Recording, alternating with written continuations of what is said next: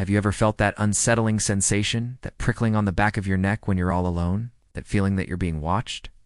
We all love a good scary movie, but the comfort of knowing it's just fiction is always there.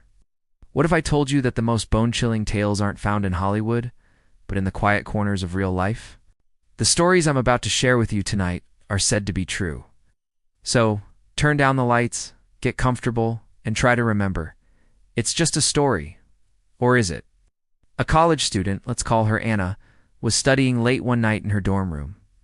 Her roommate was away for the weekend, so the silence was absolute. Suddenly, she heard a faint scratching sound coming from her closet.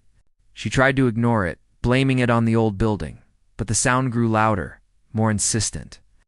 Scratch, scratch, scratch. Heart pounding, she slowly got up and crept towards the closet door.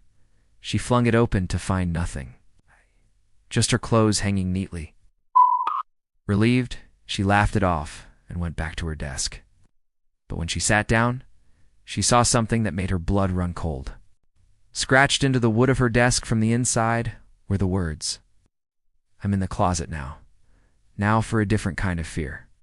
A family moved into a beautiful old farmhouse, excited for a new life in the countryside. The first few weeks were perfect, but then the little things started. Toys would move on their own. Whispers would echo from empty rooms. The parents tried to find logical explanations. But their young daughter started talking to an imaginary friend she called the Tall Man. She said he lived in the walls and would only come out at night.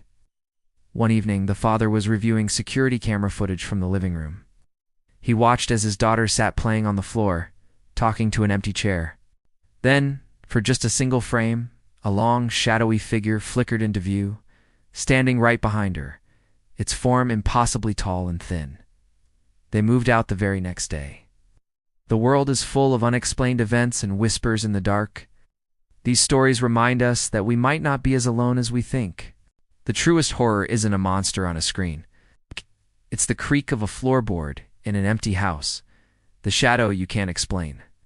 The chilling possibility that the unknown is closer than we dare to imagine. Sleep tight. And don't forget to check your closets. Thanks for listening. And be sure to follow for more Tales from the Shadows.